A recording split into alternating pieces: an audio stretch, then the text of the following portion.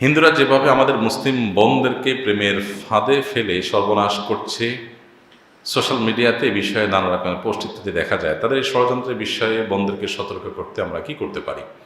শিক্ষার্থী দারুন নাজাত কামাল মাদ্রাসা। দেখুন, এই ধরনের অনেকগুলো পোস্ট আমাদেরও নজরে পড়েছে, আপনাদেরও নজরে পড়েছে যে এ ধরনের দুর্ভাগ্যজনক, খুবই ন্যাক্কারজনক ঘটনা ঘটছে। প্রথম কথা হলো যে এই জাতীয় বিষয়গুলোকে খতিয়ে দেখা আমাদের আইনশৃঙ্খলা রক্ষাকারী বাহিনী ভাইদের কর্তব্য। আমরা তাদের প্রতি আহ্বান রাখতে চাই, তারা যেন এগুলোকে খতিয়ে দেখেন যে এগুলো আসলে কি হচ্ছে, নেপথ্য থেকে কারা কি করছে।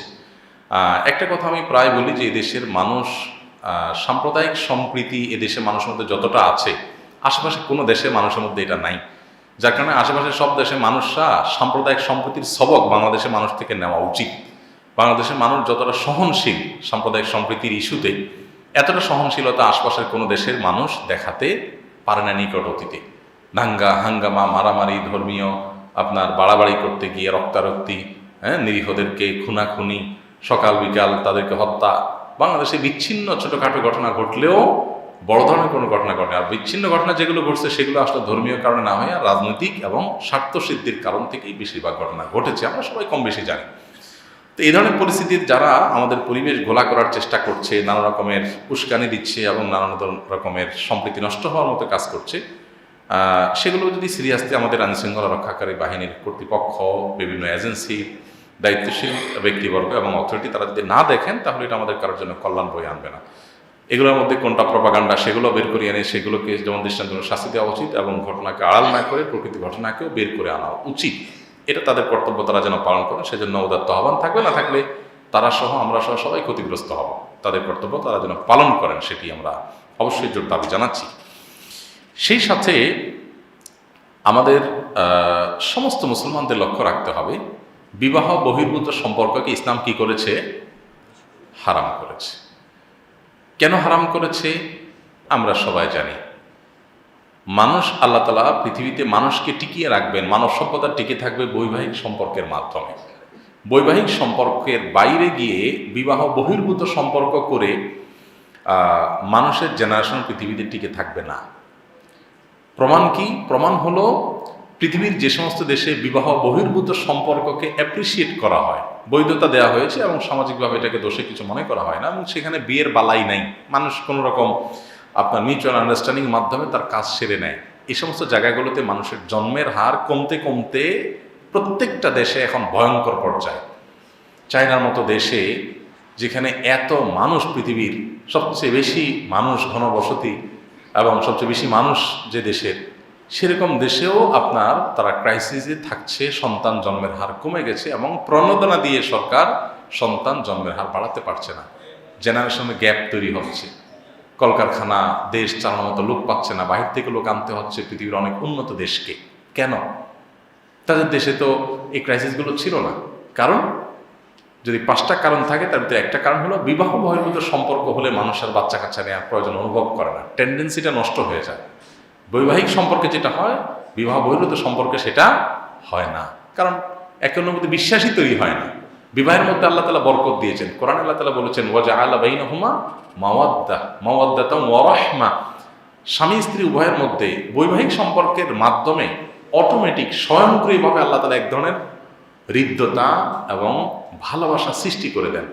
যে লোকটা বিবাহের আগ্ধ অনুষ্ঠানের 5 মিনিট আগেও অপরিচিত মানুষ ছিলেন, যে নারী পুরুষ, তাদের একজনের সাথে আরেকজনের কোনো রিলেশন ছিল না, শুধুমাত্র বিবাহের আগ্ধটা পড়ানো হলো, বিবাহটা সম্পন্ন হয়ে গেল, সাথে সাথেই অলৌকিক এবং অবর্ণনীয় একটা সম্পর্ক, একে অন্যকে মিস করা, ভালোবাসা, এটা তাদের মধ্যে কিন্তু জেগে উঠে, তাই না? যারা বিবাহিত মানুষ তারা জানেন যে অবর্ণনীয় একটা টান স্ত্রীর প্রতি, স্বামীর প্রতি স্ত্রী। কিছু অমানুষ আছে, তাদের কথা ভিন্ন, সাধারণত মানুষের প্রকৃতি এরকম। তো এই যে জিনিসটা, বিবাহ বহির্ভূত সম্পর্ক বছরকে বছর ধরে যদি কোনো রিলেশনে থাকে কেউ, এই জিনিসটা হয় না। এই জন্য আপনি দেখবেন বৈবাহিক জীবনে স্বামী স্ত্রী একে অন্যের প্রতি অবিচার করা, জুলুম করে হত্যা করা, খুন করা, মারাত্মক পর্যায়ে চলে যাওয়া, এরকম পরিস্থিতি লাখে কোটিতে হাজারে আপনি খুঁজে পাবেন খুব অল্প স্বল্প। আর তথাকথিত এই প্রেমের সম্পর্ক বিবাহ ছাড়া যেটা করে এটার মাধ্যমে যে রিলেশনগুলো হয়, এই রিলেশনগুলোতে আপনি প্রায় দেখবেন ধোঁকা, প্রতারণা, আজকে ছেঁকা খাইছে, কালকে ছেড়ে দিয়ে চলে গেছে, তলে তলে আরেকজনের সাথে করছে। বৈবাহিক জীবনেও হয়, কিন্তু এখানে তার তুলনায় অনেক বেশি হয়। কারণ স্বামী স্ত্রীর পরস্পরের সম্পর্কের মধ্যে সামাজিক একটা কমিটমেন্ট থাকে। সমাজের মানুষদের উপস্থিতিতে, সাক্ষী আপনার শহুদের উপস্থিতিতে, সবার মধ্যস্থতায়, দ্বিপাক্ষীয় প্রচেষ্টায়, দুইটা ফ্যামিলির বন্ধনের মাধ্যমে এই সম্পর্কটা গড়ে ওঠে। এখানে একটা সামাজিক দায়বদ্ধতা আসে। তথাকথিত প্রেম বা বিবাহ বহির্ভূত তথাকথিত এই যে রিলেশন বা হারাম সম্পর্ক, এই জায়গাটাতে সেই জিনিসটা কখনো হয় না, যার কারণে সেখানে মিস ইউজের পরিমাণ অনেক বেশি। কেন ইসলাম বিবাহের জন্য এতটা কঠোরভাবে নির্দেশ আমাদের বৈবাহিক জীবনের জন্য দিয়েছে? এই জন্য কোনো ছেলে নিজেকে হিন্দু হয়ে যদি বলে না আমার ইসলামের প্রতি ভালো লাগা কাজ করে, তো কোনো মুসলমান মেয়ে যদি তার প্রতি দুর্বল হয়ে পড়ে, এটা তার ভুল। আপনি মুসলমান, ইসলাম আপনার কাছে ভালো লাগে, ইসলাম গ্রহণ করেন, ইসলাম গ্রহণ করেন। আপনি ইসলাম গ্রহণ করেছেন আল্লাহর জন্য, দুনিয়ার কোনো উদ্দেশ্য নাই, এটা আপনি প্রমাণ করেন। এটা আপনি প্রমাণ হয়ে গেলে তারপরে যেখানে আল্লাহ আপনার নসিব রেখেছেন সেখানে বিবাহ হতে পারে। তো অনেক সময় এই ধরনের ফাঁদে মেয়েরা পড়ে, এটা পড়া উচিত না। এমনকি ছেলেরা অনেকে পড়ে, সেটাও পড়া উচিত না। আবার সেই সাথে এটাও মাথায় রাখতে হবে যে অনেক মানুষ তারা ইসলামের সৌন্দর্য দেখে ইসলামের ছায়াতলে ফিরে আসেন, তারা সত্যিকার ইসলামকে ভালোবেসে ইসলামে ফিরে আসেন। তো এই সত্য মিথ্যা নিরূপণ করার মতো সময় সুযোগ আমাদের দিতে হবে, নিতে হবে, তাহলে সেক্ষেত্রে ভুলগুলো হবে না। সবচেয়ে বড় কথা হলো যে বিবাহ বহির্ভূত সম্পর্ককে আমি না করলেই এই সমস্যাগুলোর সমাধানের পথ এমনিতেই চলে আসবে। এই জাতীয় যত কেস, যত ঘটনা আমি দেখেছি সোশ্যাল মিডিয়াতে, কোনটা সত্য কোনটা মিথ্যা তা আল্লাহ ভালো জানে, আমি তার পরখ করতে পারি নাই, কিন্তু জেনারেলি দেখার পর আমি দেখেছি যে প্রায় 99% বিষয়গুলো হলো বিবাহ বহির্ভূত। আপনি ধর্মের নামে আপনার বিবাহ বহির্ভূত সম্পর্ক করতে বলছে কে? একটা ছেলে ইসলামের দিকে অগ্রসর হচ্ছে বা একটা মেয়ে ইসলামের দিকে অগ্রসর হচ্ছে, এটা দেখে আপনি তার সাথে প্রেম করলেন, জায়েজ হয়ে যাবে? বুঝেন না আমার কথা? এটা আপনার জন্য হারাম। আপনি হারাম করলে বেরাম তো হবেই। হারাম করলে হারামের প্রায়শ্চিত্ত আপনি ভোগ করছেন। বিধায় আমাদের সবারই সাবধান হওয়া উচিত। এই জাতীয় বিষয়গুলো পারিবারিকভাবে খুব বিচক্ষণভাবে ভেবে চিনতে তারপর পদক্ষেপ নিয়ে আগানো উচিত। আল্লাহ তাআলা সব ষড়যন্ত্র থেকে আমাদের সবাইকে হেফাজত থাকার তৌফিক দান করুন।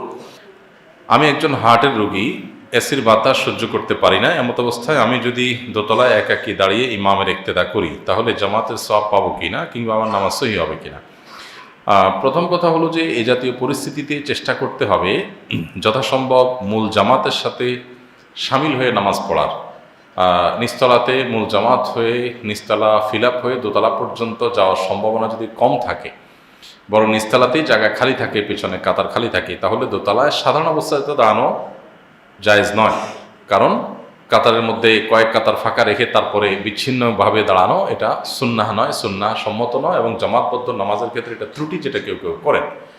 তো চেষ্টা করা উচিত যত অসুস্থ হোক না কেন আপনি মূল জামাতের সাথে দাঁড়াবেন। চেষ্টাটা বিভিন্নভাবে হতে পারে, যেমন মসজিদ মুসল্লিরা যখন আসেন, জামাত যখন শুরু হয়, ঠিক শেষ মুহূর্তে আপনি আসলেন, আপনি দোতলা অপেক্ষা করলেন, বারান্দা অপেক্ষা করলেন, জামাত দাঁড়িয়ে গেল, তখন তাড়াতাড়ি আপনি ঢুকে গেলেন, ঢুকে আপনি জামাতে সামিল হবেন। জাস্ট ওই 7-8 মিনিট 10 মিনিট সময়, এই 10 মিনিট সময় আপনার খুব বেশি অসহনীয় পর্যায়ে অসুবিধা হওয়ার কথা নয়। যদি আপনি কষ্ট করে সহ্য করতে পারেন তাহলে এই পদ্ধতি অবলম্বন করবেন, তারপর আপনি দোতলা একা দাঁড়াবেন না, কারণ এটা জায়েজ নয়। যদি এমন হয় যে না আপনার এখানে কোনোভাবেই সামিল হতে পারছেন না, ওই 10 মিনিটই আপনার সহ্য করা যাচ্ছে না, কষ্ট হচ্ছে, তাহলে সেক্ষেত্রে আপনি সম্ভব হলে অন্য কাউকে নিয়ে বারান্দায় দাঁড়ালেন বা দোতলা দাঁড়ালেন, সেটা জায়েজ হতে পারে শর্ত সাপেক্ষে। যদিও বিচ্ছিন্নতা যদি বেশ কয়েকটা কাতার হয়ে যায়, তাহলে সেক্ষেত্রে হানাফি মাযহাব অনুযায়ী ইক্তেদাই সহি হওয়া না হওয়া প্রশ্ন উঠবে। তো যদি এত বড় জটিলতা দেখা না যায় যে দোতলা আপনি একাকি দাঁড়াতে হচ্ছে, তো সাথে কাউকে নিয়ে দাঁড়াতে পারলে বেটার, সেটা করতে পারেন। আর যদি সেটা একান্ত করতে না পারেন, তাহলে যদি কাতার এরকম বড় কোনো গ্যাপ তৈরি না হয়, 1-2 কাতার খালি আছে অবস্থা আপনি দোতলা দাঁড়িয়েছেন বা বারান্দা দাঁড়িয়েছেন, ইনশাআল্লাহ নামাজ হয়ে যাবে।